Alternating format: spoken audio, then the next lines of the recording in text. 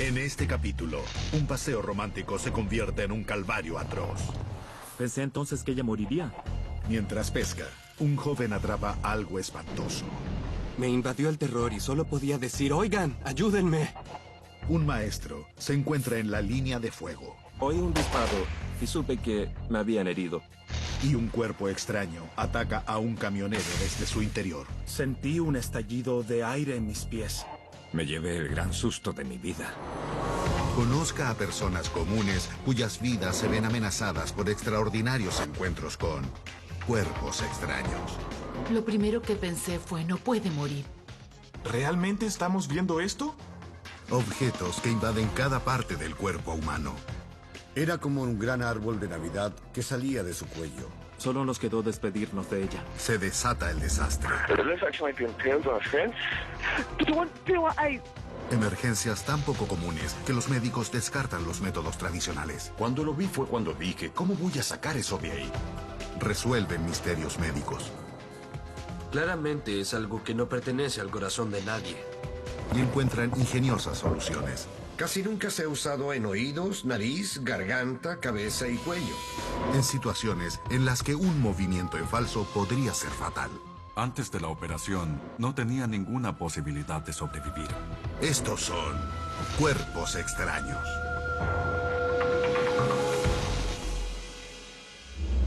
Michelle Childers y su esposo Danny no imaginaron que al salir a un romántico paseo al bosque, ella se vería cara a cara con un asombroso cuerpo extraño que dejaría su vida en serio riesgo. Cuando me dijo adiós fue como si hubiera puesto su corazón entero en eso. Michelle, de 23 años, vive en Camiha, Idaho, Estados Unidos, cerca de las montañas rocosas, con Danny y su hija Paylen. Me encanta ese lugar. No hay salas de cine y comida rápida, sino zonas para acampar, pescar y cazar. El 5 de septiembre, Día del Trabajo, todos hacen barbacoas. Michelle y Danny aprovechan el feriado para un paseo tranquilo. No tenía ganas de participar de una barbacoa, de modo que le pregunté a Danny, ¿qué preferirías mañana en lugar de una barbacoa? Decidimos ir de paseo, cazar animales, descansar y pasar un tranquilo fin de semana. A las 6:30 am, la pareja sale de excursión.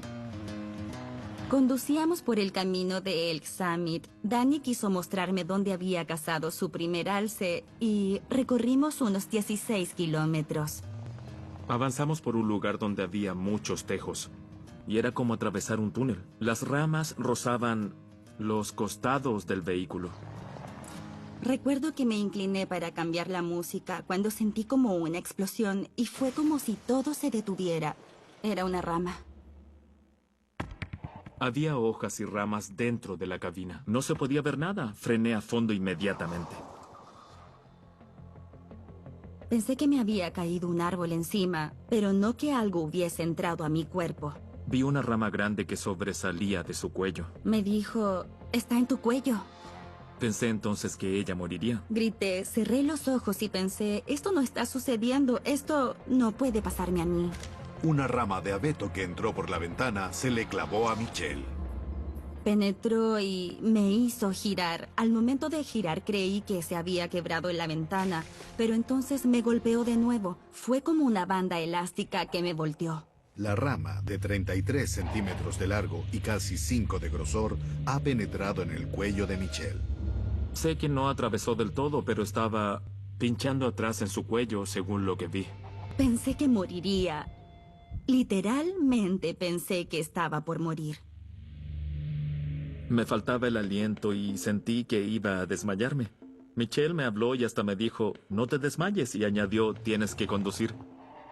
11:25 am. Michelle y Danny están a 3 horas del hospital más próximo y no tienen señal telefónica. Peor aún, es feriado nacional y los bosques están solitarios. La ayuda más cercana está a 90 minutos de distancia por caminos de tierra.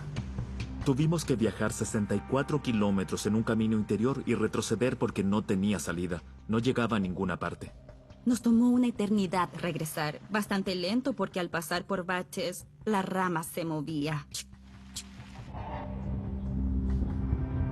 Danny y Michelle avanzan penosamente por los senderos montañosos. Le dije todo el tiempo lo mucho que la amaba. Y hablábamos como si nos estuviéramos despidiendo. Él me hablaba y me decía que me amaba y que si alguna vez me había tratado mal lo lamentaba. Michelle tiene clavada una rama en el cuello desde hace 1 hora y aún están lejos de la ayuda. Pensé que finalmente comenzaría a sangrar y que no podría detener la hemorragia porque ¿cómo detienes la sangre con una vara de 5 centímetros de grosor enterrada de esa forma en su cuello? La verdad es que nada podía hacer, me sentía desvalido. Por fin llegan a un alejado refugio de caza. Tan pronto llegamos a la cabaña Loxa, corrí adentro y les pedí que llamaran a emergencias porque yo no podía más. 911, what are you reporting? An injury to a person's neck. Okay, what's going on up there? A stick came in the window and jabbed the lady in her neck. She is bleeding. I don't know the condition. A 72 kilómetros de ahí, en Missoula, Montana, despachan un helicóptero del Hospital St. Patrick, con el paramédico aéreo Tony Poe a bordo. Disponíamos de muy poca información sobre la emergencia existente. De hecho, no sabíamos qué encontraríamos al llegar. Al aterrizar, Tony no está preparado para el cuadro que presenta Michelle. Recuerdo vívidamente cuando miré el interior de la camioneta y veo un gran árbol de Navidad emergiendo de ella, de la parte superior de su cuerpo. Por un momento, por unos segundos, me pregunté, ¿en verdad estoy viendo lo que estoy viendo? Después del shock inicial, Tony se recupera y comienza el rescate. Prepara a Michelle para los 20 minutos de vuelo hasta el Hospital St. Patrick. Estabilicé el objeto, administré calmantes a la paciente y la transportamos a donde debía estar, en un quirófano. Tony sabe que la rama es lo que impide un sangramiento mayor en el cuello de Michelle, desde la vena yugular o las arterias carótidas. Lo esencial era minimizar todo movimiento y estabilizar la vara en su lugar. Porque la verdad es que ver que alguien se desangra a muerte ante tus ojos es algo que jamás quisiéramos experimentar. Más de 3 horas después del accidente, Michelle llega al Hospital St. Patrick. Pese a su traumática odisea, aún está consciente al entrar a urgencias. Había una fila de personas cuando me llevaron adentro y todas se alarmaban, se cubrían la boca y murmuraban, no puede ser. El especialista citado es el otorrinolaringólogo Dr. Peter von Dorsten. En sus 20 años de experiencia, nunca ha visto una lesión así. Cuando llegué a la sala de urgencias, Michelle acababa de ser ingresada. Nada menos que con esa asombrosa herida penetrante, y habló conmigo. El Dr. von Dorsten ordena un escáner para tener una visión más clara del daño causado por la rama. La angiografía incluye un contrastante inyectado al flujo sanguíneo para tener un mejor detalle de las arterias de su cuello. La arteria carótida primitiva izquierda tiene 2 ramales principales, la arteria carótida interna que va al cerebro y la carótida externa que llega a la lengua. Si los vasos sanguíneos se rompen, la rama puede ser lo único que impide un sangramiento. Quitarla puede producir una hemorragia grave. El Dr. von Dorsten quiere ver si el contrastante se filtra desde el espacio interior de la arteria a la cavidad llamada lumen. Lo que buscamos es cualquier interrupción en el lumen, una dilatación de este o un derrame del contrastante que alcance hasta las estructuras contiguas. Para alivio del doctor, el escáner muestra que la rama no rompió la arteria carótida por solo 15 milímetros. Sabemos que no filtra, no hay sangramiento, eso está bien. Pero la rama está a menos de 1 centímetro de la yugular. La vena yugular es la estructura que se extiende aquí. Y, como se ve, la rama está acá. La vemos algo mellada. No es lisa, y por esa razón nos preocupaba la cirugía porque si jalábamos esto, la yugular se dañaría y Michelle podría desangrarse. El escáner muestra al Dr. von Dorsten y su equipo lo que enfrentan. La naturaleza de la herida pondrá a prueba su ingenio al máximo. Uno de los problemas de la herida de Michelle a causa del cuerpo extraño era que esa rama se proyectaba unos 45 centímetros del cuello. Muchos de los instrumentos quirúrgicos del Dr. von Dorsten no son útiles ante un objeto así. Tendrá que improvisar. Michelle es anestesiada. y el cirujano tendrá que usar una sierra ortopédica. Casi nunca se usa en cirugía de oído, nariz, cabeza y garganta, pero fue el instrumento perfecto para cortar la larga rama de árbol en el cuello de Michelle. Cortamos a nivel del cuello, dejando solo 20 centímetros, 8 pulgadas de la rama en el cuello. Solo después de 1 hora de preparativos, empieza la compleja cirugía para extraer la rama. Esto es lo que usé primero para cortar la piel en el lugar en que estaba la rama y levantar una porción de piel. El temor es que la rama irregular dañe la yugular al extraerla. Su herida es tan inusitada que los médicos siguen aplicando técnicas no convencionales. Para acceder a la rama y las partes más profundas del cuello, debimos usar retractores que se emplean en cirugía abdominal y pélvica. Pensé que cuando la extrajeran, ella podría sangrar hasta la muerte por el grosor de esa rama en su cuello. Creí que habría una gran hemorragia. La clave es entonces ingresar, exponer los vasos sanguíneos y efectuar lo que se llama un lazo en torno a los vasos mayores para facilitar la obturación y control de cualquier posible sangramiento. Una hemorragia aún es una posibilidad muy real, pero el Dr. von Dorsten está preparado. Si ocurre un sangramiento, está listo para detener el flujo. Y todavía hay 20 centímetros de rama dentro del cuello de Michelle. Esta rama es casi una vara dentada. Tiene pequeños brotes y hasta pequeñas agujas que penetraron y que ahora no permitirían retirarla fácilmente. De modo que había que podar las ramificaciones pequeñas que sobresalían de la rama mayor y extraer cada una de las irregularidades para dejar la herida en condiciones de quizás poder retirar la rama. Toma 3 horas de minuciosa cirugía extraer cada pequeña rama y aguja conífera. Solo entonces el equipo podrá retirar la rama central. Al salir no se sintió ningún tipo de ruido. Solo requirió un tirón firme y continuo para sacarla del cuello. A las 5 p.m., casi 6 horas después de que Michelle ingresara al quirófano, el cuerpo extraño es retirado. Y solo ahora el cirujano comprende por qué la rama causó poco daño. Por fortuna, en este caso, la punta de la rama estaba roma y al pasar a través del cuello empujó todo el tejido a los lados. Milagrosamente, la rama no tocó nervios ni vasos sanguíneos mayores. La tráquea también resultó ilesa al sacar la rama. 1 hora después de la cirugía pude hablar con ella. Su voz estaba bien. También la vía respiratoria, por tanto su tráquea estaba sana. Después de 3 días, Michelle es dada de alta, sin lesiones permanentes después de su grave accidente. He tenido casos muy memorables en mi carrera, pero en términos de lesiones notorias, penetrantes y destructivas, esta es la número 1. Danny sabe que el desenlace pudo ser diferente. Pensé que ella moriría. Ha sido afortunada. Fue el susto más grande de mi vida. Cuando se despedía de mí, era como si estuviera vaciando su corazón. En verdad, yo no lo hubiese querido de otra manera. Agradecí mucho que él estuviera a mi lado.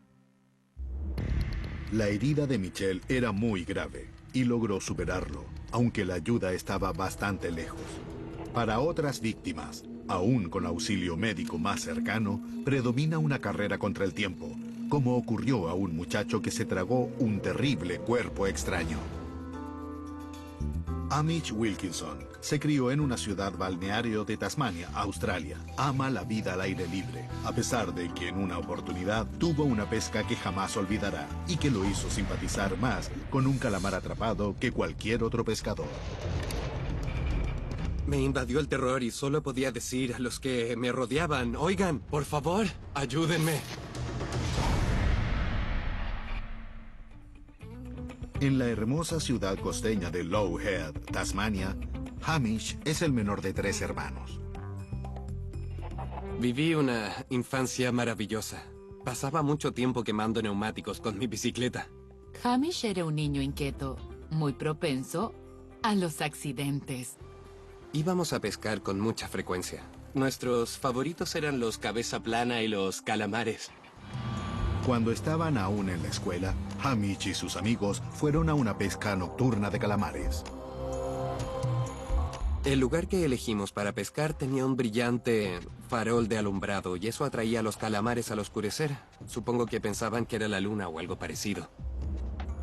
Para los calamares, Hamish y los suyos usaban un anzuelo especialmente mortífero. El anzuelo para calamar mide unos 10 centímetros y lleva 2 filas de 16 ganchos aguzados y son púas de casi 1 centímetro.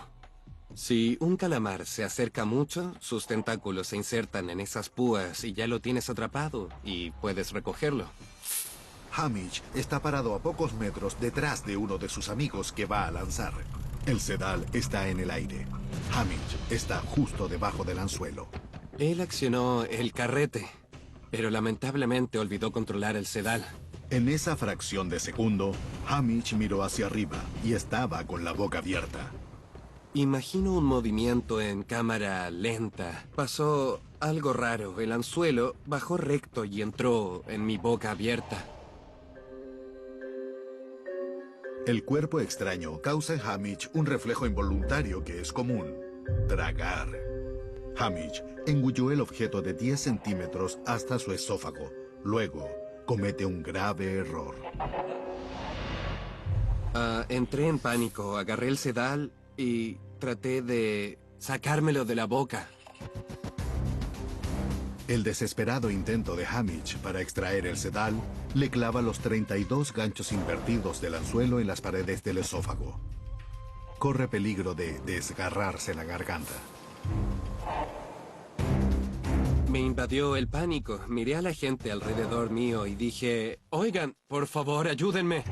Casualmente, Lynette Crowder, una maestra de Hamish, está en el muelle con sus hijos. Sentí que él hacía unos sonidos extraños. Ella corre a prestar ayuda. Tenía los ojos muy abiertos y estaba en pánico. No dejaba de mirarme como diciendo, ¿puedes salvarme? ¿Puedes ayudarme en esto? Un cuerpo extraño de 10 centímetros de largo y 5 de ancho se atascó en su garganta. Ya no puede hablar. Por suerte para él, Lynette es asistente clínica calificada. Tenía que hacer algo de manera muy urgente ahí porque, de lo contrario, el muchacho moriría ante mis ojos. La vía respiratoria de Hamish está parcialmente bloqueada por el anzuelo de calamar. Lynette lo pone de lado, en una posición que le permita respirar.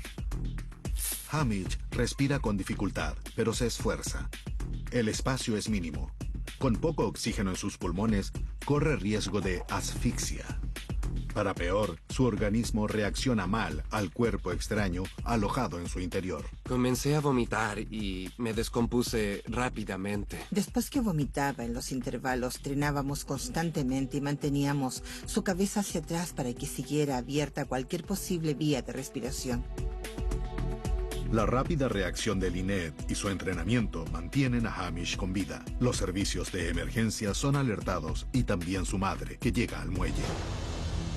Lo primero que pensé fue, no puede morir. Insistía, no puede morir. Es muy sensible. Sabía que él vería en mi cara y mi actitud que las cosas no estaban bien. Era lo que yo no quería. Perdón, es que... Aún lo recuerdo. Una ambulancia lleva a Hamish al pabellón de cirugía. El médico de turno, Tim Mooney, es viejo amigo de la familia. Cuando llamaron y el servicio de ambulancia me dijo que tenían a un chico de 13 años con un anzuelo de calamar atascado en la garganta, en Low Head, mis hijos dijeron al unísono, debe ser Hamish. 9:35. Hamish llega al centro médico local. El anzuelo lleva en su garganta 40 minutos. Sin posibilidad de tomar rayos X, el médico tiene que depender de pruebas clínicas para establecer si Hamish recibe suficiente oxígeno para alimentar su cerebro. Controlaba el pulso y el nivel de la presión sanguínea de Hamish, haciéndole preguntas que él respondía, apretando mis dedos. Así yo verificaba si estaba recibiendo suficiente oxígeno para la actividad cerebral. Hamish aún estaba en peligro. La hinchazón es parte de la respuesta del organismo a las heridas y ayuda a la recuperación. Pero dentro del esófago ejerce presión en la tráquea. Cualquier movimiento del anzuelo de calamar aumentaba esa presión. Eliminar el cuerpo extraño sería una operación mayor, porque podría bloquear completamente su vía respiratoria, y si no respiraba podía morir. Para que Hamish sobreviva, debe ser operado. El Hospital General Launceston está a 54 kilómetros de distancia. El Dr. Mooney acompaña a Hamish en el viaje. Le preocupa que un equipo médico del interior no sepa sobre anzuelos de calamar y cuán letales pueden ser. En Launceston, el Dr. Mahadev Krishnan, especialista en tórax y tráquea, se hará cargo. Como temía el Dr. Mooney, el arte de pescar calamares es un misterio para él. Ignoraba lo que era un anzuelo de calamar y creo que lo pregunté directamente a la persona que me llamó. Oye, ¿qué es esa cosa? Le describí que era un anzuelo consistente en unos 30 ganchos y me preguntó, ¿cómo puede un anzuelo tener 30 ganchos? De modo que tuve que mostrarle a la persona cómo era. Una radiografía de la garganta de Hamish muestra al Dr. Krishnan lo que debe enfrentar y dónde están alojados los letales ganchos del anzuelo. Me asustó de veras. Sabía que el chico no podría soportar esa cosa en el esófago mucho tiempo y que mantenerlo vivo sería una situación muy difícil. El esófago de Hamish se hincha por momentos. El Dr. Krishnan enfrenta un desafío médico inusitado. Nadie en el mundo ha encontrado un caso así. Me aferraba al hecho de que continuaba vivo aún. Había esperanza. Si hay vida, hay esperanza. El médico de la familia sabe, sin embargo, que el joven Hamish no podrá soportar el cuerpo extraño por mucho tiempo. Si hubiese quedado, digamos 12 horas, sin atención y atendido en la mañana, podría haber muerto. La razón de eso es que el cuerpo extraño podría haberse desplazado para bloquear la vía respiratoria que está muy cerca. Y además, después de 12 horas tendría una gran hinchazón con mucho sangramiento, lo que habría dificultado bastante una operación para retirar esa obstrucción. Y, a su vez, la hinchazón y la sangre podrían haber bloqueado la vía respiratoria. En mi opinión, una cirugía era esencial, en este caso lo más pronto posible. Sabía que el chico tenía serias dificultades de respiración. Había que operarlo pronto y correctamente.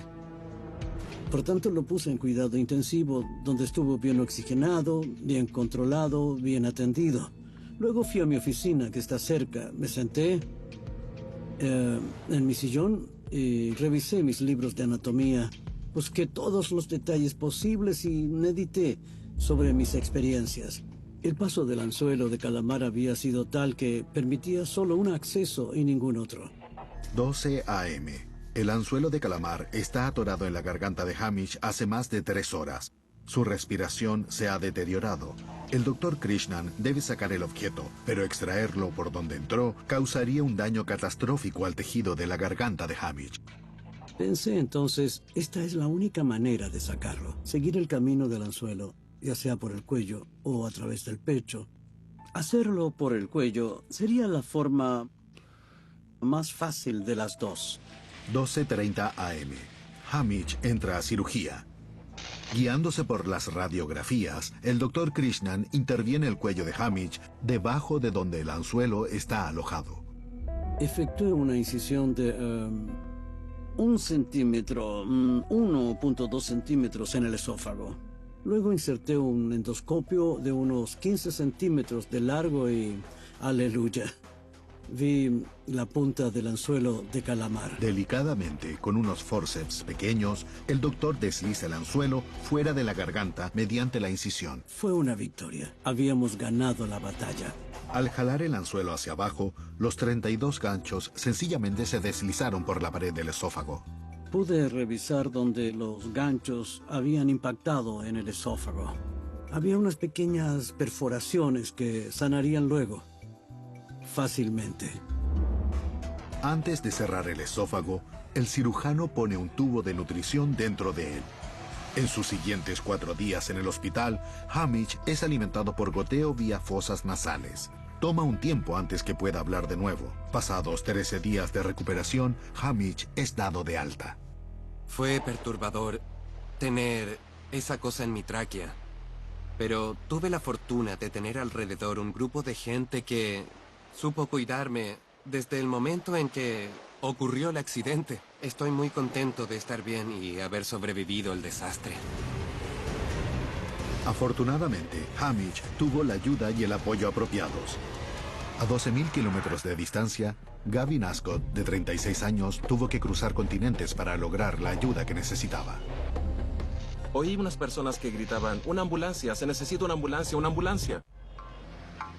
Gavin es un ciudadano británico que ha vivido en Egipto gran parte de su vida. Es maestro de escuela y con orgullo llama a El Cairo su hogar adoptivo. Ayudo a los niños enseñándoles a leer y escribir, a que sigan cursos de computación y de internet, y organizo viajes, estudios de la Biblia y otras cosas que les serán útiles. 28 de enero de 2011. Las escuelas están cerradas y el país muy agitado cuando el pueblo protesta contra un régimen opresor.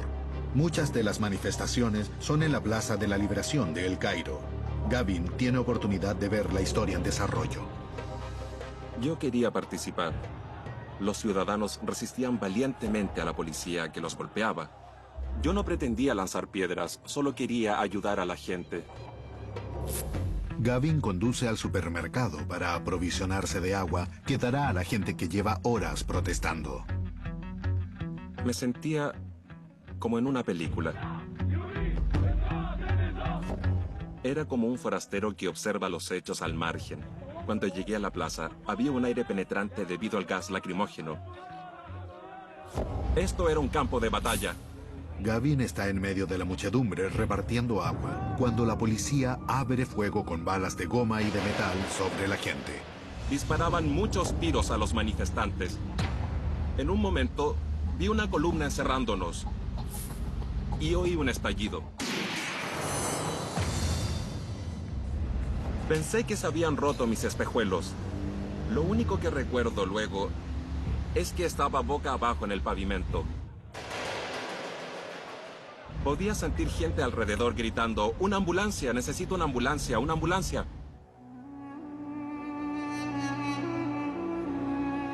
Alguien había puesto un pañuelo sobre mi ojo y me di cuenta que estaba herido. La oscuridad era total. Pensé que había perdido mi ojo. Unos espectadores llevaron a Gavin al hospital cercano. Está lleno de gente que pide atención y el personal no da abasto. Finalmente llegó un médico, revisó mi ojo y dijo, está bien, tranquilo. Yo reaccioné gritando, ¿por qué dice que estoy bien? No veo, perdí mi ojo. Para el abrumado doctor, la marcada hinchazón en torno al ojo de Gavin fue causada por una bala de goma. Dolorosa, pero no grave. Gavin está entre miles de heridos, algunos con grave riesgo vital. Creo que ese día murieron más de 800 personas. El doctor me dijo que tuve suerte y me despachó. Le dicen a Gavin que regrese si su herida empeora. En casa, pasa la noche sin dormir, con dolor y el temor de que la bala de goma lo haya cegado.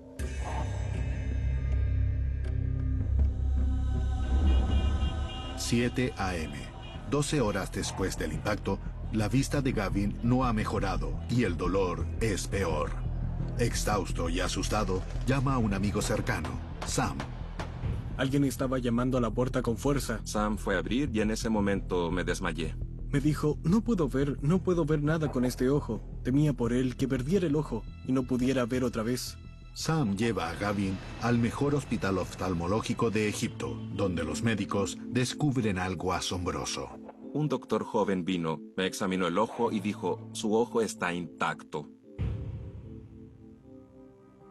Pero lo que agregó después nos dejó en shock. Dijo, habrá que sacarle la bala. ¿Bala? ¿Qué bala? La que tiene ahí dentro. Hasta el momento, Gavin no imaginaba tener una bala en el ojo. No podía creerlo. Jamás se me ocurrió que podría tener un cuerpo extraño. Un escáner confirma lo dicho. Gavin fue impactado no por una bala de goma muy grande para penetrar el cuerpo, sino por una metálica. Había rozado parte del globo ocular para posarse detrás de este, peligrosamente cerca del nervio óptico, causando severa visión doble. Así, con una radiografía en las manos, viendo la bala dentro de mi cabeza, me pregunté, ¿qué puedo hacer? Se presentaba algo completamente nuevo. Tenía que procurar que me lo extrajeran. Las salas de cirugía de El Cairo están muy ocupadas. Pese a la gravedad del caso de Gavin, hay casos aún más urgentes. Gavin recibe unos calmantes y le dicen que regrese en 2 días cuando baje la hinchazón. Lunes, 9 a.m. Gavin lleva 62 horas con la bala dentro del globo ocular. Su esperanza de que en esta tercera visita al hospital restauren su vista se frustra enseguida. Unos guardias nos pararon en la entrada para decirnos, perdón, el hospital está cerrado por razones de seguridad. Con el cierre indefinido del hospital y un cuerpo extraño causándole un daño insospechado, Gavin se encuentra sin tiempo ni opciones. En ese momento me pregunté, ¿qué hago ahora? ¿Tengo sangramiento interno? ¿Se convertirá en hemorragia? ¿Qué puede pasarme? Consciente de que no recibirá ayuda médica oportuna, Gavin toma una decisión drástica. Como ciudadano británico, puede optar a tratamiento en el Reino Unido. Para salvar su ojo, vuela a Londres, a 3.500 kilómetros de distancia. 10 a.m. del miércoles. Gavin sufre una invalidante visión doble hace 4 días y medio. En el Hospital Royal London es objeto de atención especial. Repentinamente, estaba rodeado por médicos y enfermeras, y todos se mostraban interesados en mi historia. Gavin está al cuidado de especialistas en traumas faciales, el profesor Simon Holmes y el doctor Chris Bridle. Antes de intentar la remoción de la bala, necesitan un escáner 3D para determinar la ubicación exacta del proyectil. El escáner computarizado revela una fractura del hueso que contiene el globo ocular, que está entre los 3 huesos más duros del cuerpo. Fue agrietado por la bala. El proyectil no dio en el globo, pero impactó un hueso llamado esfenoides triangular, duro como el cemento y verdadero muro protector del cerebro. Al golpearlo, la bala rebotó, perdió impulso y llegó a posarse entre el globo ocular y el nervio óptico, al que apenas cerró por una fracción milimétrica.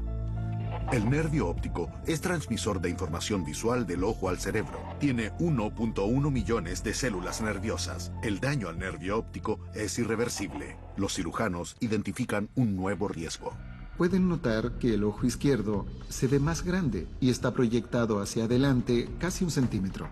La protuberancia del ojo, conocida como proptosis, representa otro riesgo para la visión de Gavin. Esa puede ser una primera señal de que hay sangramiento detrás del ojo, lo que suele producir ceguera. 10 a.m. Ante el serio riesgo de sangramiento, los médicos preparan la cirugía para extraer la bala, 6 días después de que ésta impactara a Gavin. Hay 3 o 4 vasos sanguíneos que vienen desde atrás hacia el ojo. Si la bala ha obstruido o estrechado el flujo de sangre, al quitar el cuerpo o fragmento extraño de su posición, puedes destapar algo serio.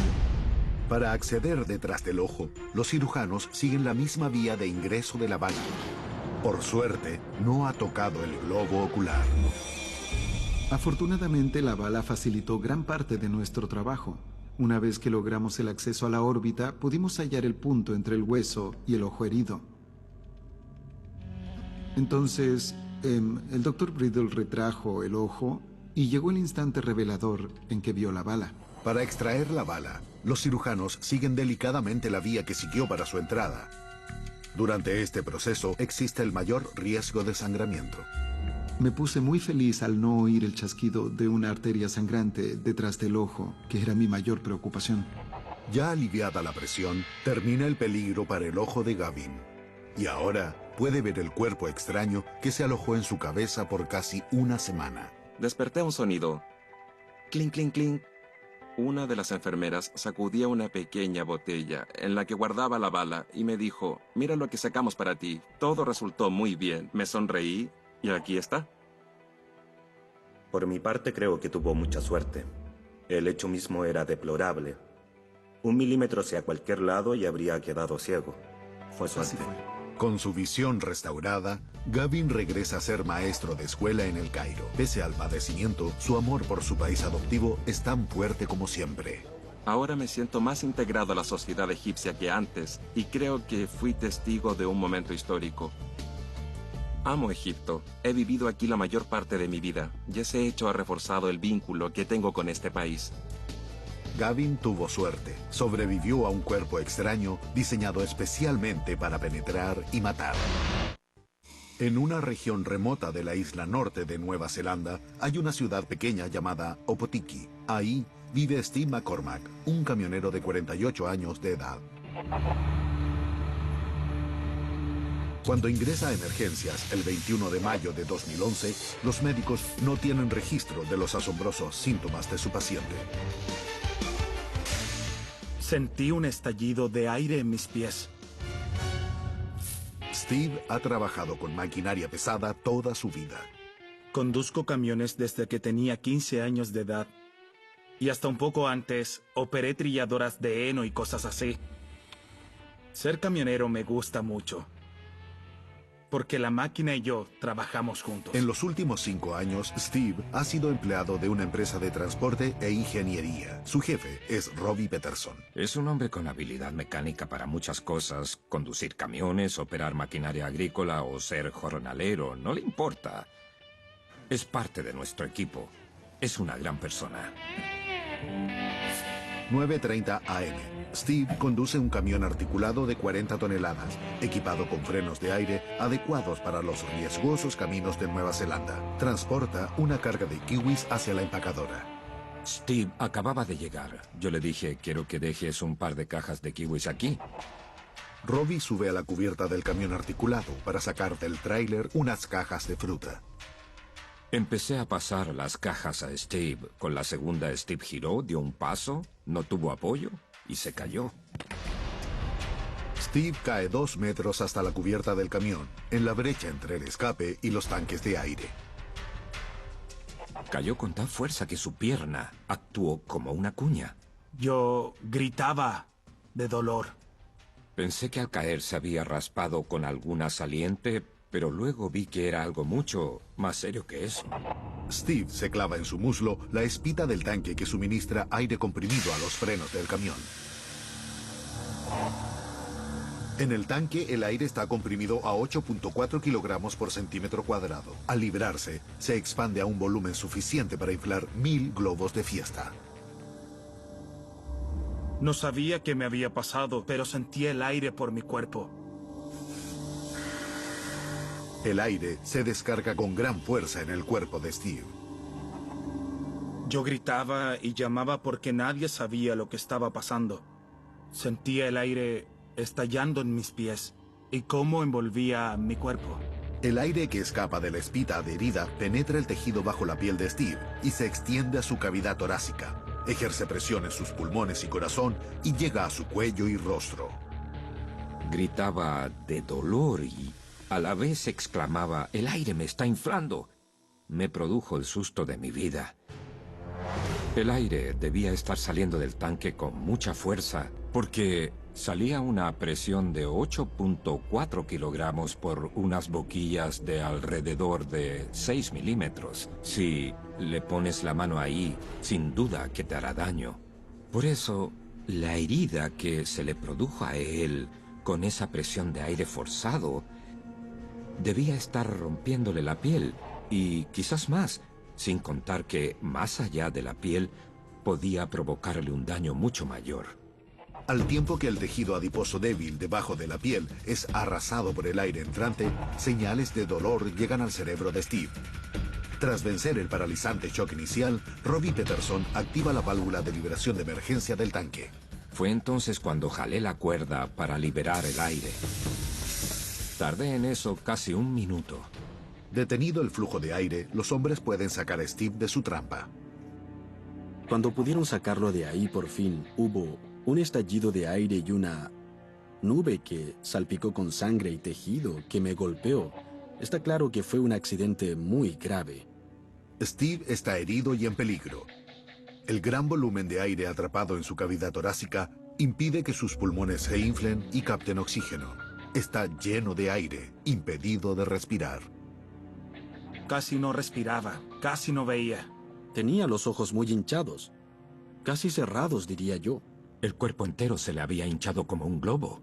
Estábamos preocupados. Llaman al servicio de emergencias. El estado de Steve es crítico. La presión acumulada en su tórax puede causar el colapso de sus pulmones en cualquier momento. Si no lo tratan, el cerebro dejará de recibir oxígeno y eso provocaría su muerte. Le dije a Jason, creo que si no se dan prisa me voy a morir. Llega la ambulancia para llevar a Steve al hospital Whakatane, a 45 kilómetros, en un torturante viaje de 1 hora. 1:32 p.m. El profesor Barbaby Smith y su equipo médico reciben a Steve. Nunca han tratado algo así antes. Steve sufre una grave y muy inusual complicación con el aire comprimido. Habrá que recurrir a los textos para definir un tratamiento estándar para esto. La respiración de Steve sigue muy forzada. El profesor Smith sospecha que un pulmón ya colapsó bajo la presión del aire. Ordena radiografías. Se puede ver el aire dentro de la cavidad torácica que comprime el pulmón ahí, a la izquierda, ya colapsado. El escáner confirma los temores del médico y revela la forma en que Steve fue prácticamente inflado. Esto también muestra claramente el importante volumen de aire que separa las paredes del abdomen. El negro es aire y el blanco hueso, músculo u órgano. El dolor seguía, aun cuando me insertaron tubos en todo el cuerpo. Me concentré en mantenerme vivo. La prioridad de Smith es superar la amenaza mortal del pulmón colapsado. Recurre a un drenaje torácico. Tras colocar el drenaje intercostal, el pulmón se restableció casi enseguida. Eso fue instantáneamente benéfico y eficaz. Pero la presión generalizada y el volumen de aire creaba otros problemas. El aire que oprimía el pecho de Steve había sido liberado, pero hay muchas burbujas atrapadas dentro de su cuerpo y ahí seguirán por varios días. El aire atrapado dentro del tejido estará ahí hasta que el organismo sea capaz de eliminarlo. Desde luego, ese proceso es lento y toma varios días para disiparse completamente. No hay nada más que los médicos puedan hacer. La naturaleza debe encargarse.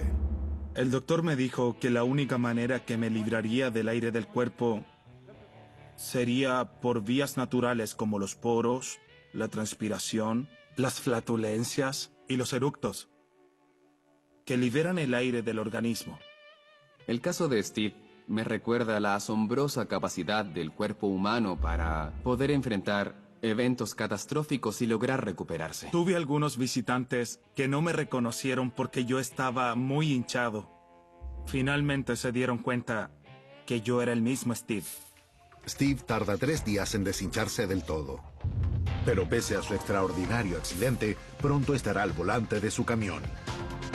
Los cuerpos extraños atacan indiscriminadamente en cualquier tiempo y lugar, pero nada supera la capacidad del organismo para defenderse y la del médico para reparar lo que tenemos dañado.